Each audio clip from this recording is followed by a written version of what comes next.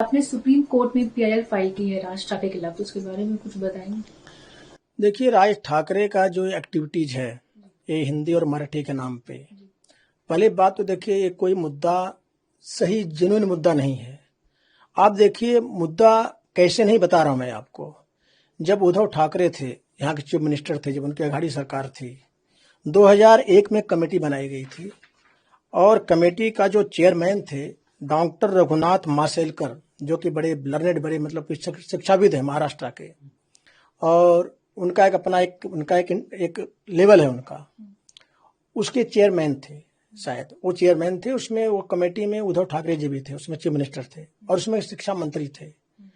तो ये पॉलिसी मतलब एजुकेशन पॉलिसी पे डिस्कशन करने के लिए कैसे किया जाए, एजुकेशन को कैसे इफेक्टिव और बनाया जाए, तो उसमें उन्होंने पूरा रीजनिंग दिया है कि महाराष्ट्र में बच्चों को या जो आने वाली जनरेशन को विकास के लिए मराठी के अलावा हिंदी और इंग्लिश का भी अच्छा नॉलेज उनको होना चाहिए, हिंदी भी अच्छी आनी चाहिए। तो उन्होंने उसको रिकमेंड किया हिंदी को भी एक लैंग्वेज डालने के लिए एजुकेशन में, और उसको मतलब कि उस समय अप्रूव किया गया उनके उस ओपिनियन को, जो कमेटी की रिपोर्ट थी। लेकिन इम्प्लीमेंट होने के पहले तब तक सरकार बदल गई, शायद कुछ ऐसा कुछ हुआ।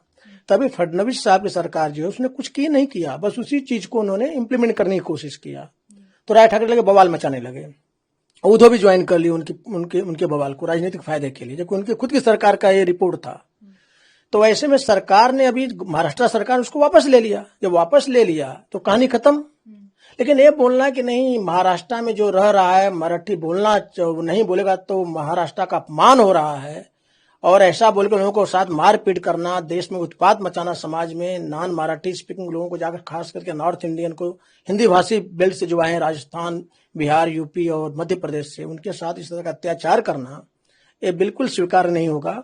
कानून इसकी इजाजत बिल्कुल नहीं देता, संविधान बिल्कुल नहीं देता, और इससे मराठी का अपमान नहीं हो रहा है। मराठी का अगर कोई अपमान कर रहा है तो बात समझ में आती है। मराठी नहीं आती, न बोल नहीं बोल पा रहा है तो कोई अपमान नहीं है। और देखिए मराठी हिंदू का कोई मुद्दा भी नहीं होना चाहिए। मराठी हिंदी की जो लिपि है एक ही देवनागरी लिपि है। मराठी भाषा जो है हिंदी भाषा की छोटी बहन मानी जाती है, और मराठी का सम्मान हर हालत में होना चाहिए। ऐसा नहीं हाँ कोई अपमान करता है तो आप इस तरह से कुछ करो, समझ में आता, वो भी आप कानूनी कार्रवाई करो। आप कौन होते भाई पकड़ के उसको मारना, पिटना, उत्पात मचाना? कानून हाथ में कैसे ले सकते हो? तो इनकी शुद्ध राजनीति है।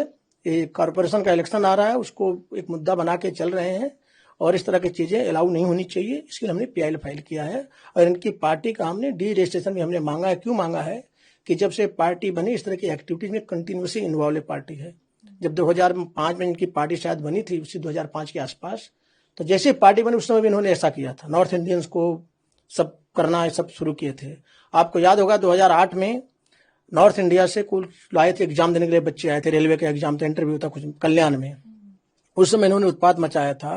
उसमें एक फैमिली के दुबे फैमिली थी, उसके घर के 2 लोग उसमें उनकी डेथ हो गई उनकी इस घटनाओं में। तो इस तरह की चीजें अलाउ नहीं होनी चाहिए। क्या इसमें आपने पूरी जो अपने पीआईएल दाखिल किया है उसमें क्या मांग की है कोर्ट से, या उसको उस बारे में? देखिए मांग हमने बताया ना आपको कि हमने पहली बात तो एक हमारा मांग है कि इनके खिलाफ एफआईआर होना चाहिए। कानून की धारा में जो हमने कंप्लेन में लिखा हुआ है अपने, और वो सब धाराएं फिट बैठती हैं। दूसरा, सरकार इसके ऊपर प्रिवेंटिव एक्शन लेवे कि दोबारा ऐसी घटनाएं और नहीं होवे। तीसरा, हमने मांगा है कि आजकल देखिए पॉलिटिकल पार्टियां रीजनेबल लेवल पे हर राज्य में पॉलिटिकल पार्टियां सब पैदा हो रही हैं, और ऐसी पॉलिटिकल पार्टियों का इसके जो सुप्रीमो होते हैं, जो फाउंडर होते हैं, उनका कोई बड़ा मतलब कि देश हित वाली बात लेके नहीं चलते हैं। वो इस तरह से लोकल क्षुद्र मुद्दे लेके चलते हैं, देश को बांटने वाले मुद्दे लेके चलते हैं, ताकि उनका लोकल लेवल पर उनका प्रभाव रहे। तो ऐसे में देश का जो यूनिटी है, देश की अखंडता है, वो खत्म हो जाएगी, देश की एकता खत्म हो जाएगी, जो कि बहुत जरूरी है भारत को अखंड भारत रखने के लिए। तो वैसे में इस तरह की लोगों की पार्टियों का, इस तरह की पार्टियां अगर इस तरह पॉलिटिकल पार्टी एक्टिविटीज कर रही है इस तरह का, तो उनको डी रजिस्ट्रेशन करने का भी प्राविधान किया जाए। क्योंकि अभी जो करंट लॉ है, जो अभी जो लॉ है हमारे देश में, उसमें कोई ऐसा स्पेसिफिक प्रोविजन नहीं है। तो सुप्रीम कोर्ट को पावर है, supreme court in the mean time guideline issue कर सकती है। जो सरकार कानून बनाएगी तब बनाएगी, तब तक गाइडलाइंस के हिसाब से काम होगा।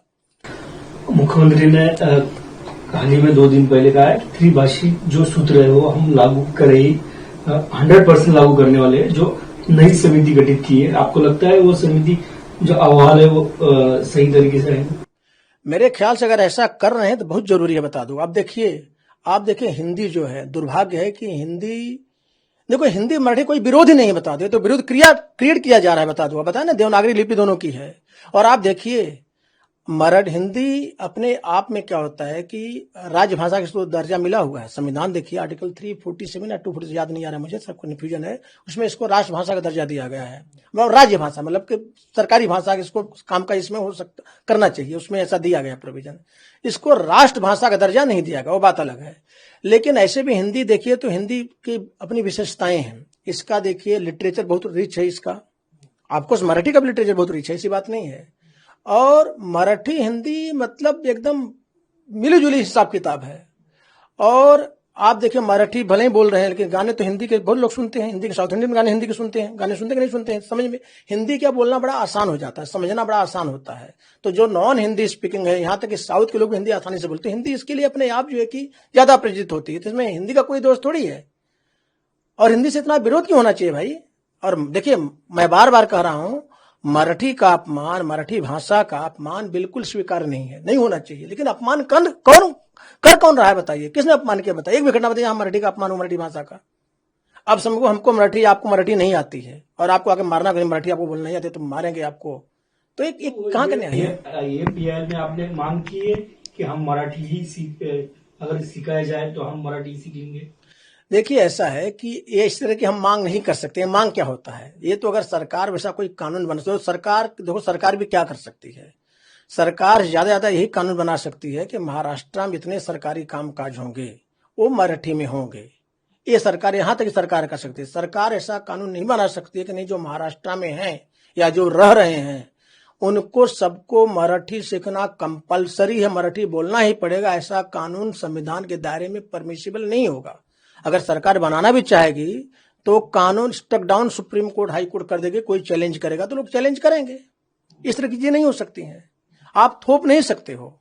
हाँ, इनडायरेक्टली आप कानून बना सकते हो कि आपको हिंदी का और मराठी भाषा का, देखो मराठी का एक ऐसे देखने को जाओ तो कानून तो ऐसा बनना चाहिए कि हमारी सारी भाषाएं, जो मराठी हिंदी दोनों भाषाएं खत्म होने के कगार पे। क्यों बता दो, आप बताइए शुद्ध हिंदी कितने लोग बोल पाते हैं बताइए, मैं नहीं बोल पाता हूँ। शुद्ध मराठी कितने लोग बोल पाते हैं, उसमें उर्दू है, इंग्लिश है, क्या क्या है उसमें। तो ऐसा कुछ आप करो ना, मराठी जिंदा रखना चाहते हो तो। और राज साहब, जो राज ठाकरे हैं, इनको पूछिए इनके बेटे कहाँ जाके सर्टिफिकेट, इनके बेटों का जरा मांगिए, आप कहाँ से पढ़ाई किए, कौन से स्कूल से पढ़े हैं। अगर हिंदी मराठी कितनी आप समर्थक हो तो बेटों को इंग्लिश मीडियम में भेज के आपने पढ़ाई करवाया है।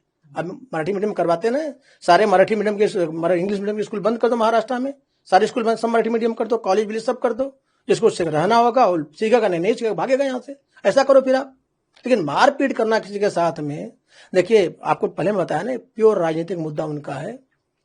वो आदमी देखिए राजनीति में पूरी तरह से खत्म हो चुका है, वापस सर्वाइव करने का कोशिश कर रहे हैं इसी बहाने, इसलिए इस मुद्दे को लेकर चल रहे हैं। इसमें कोई वास्तविकता इसमें कुछ भी नहीं है। और इनका ये जो होता है मुद्दा है, सब सीजनल मुद्दा होता है।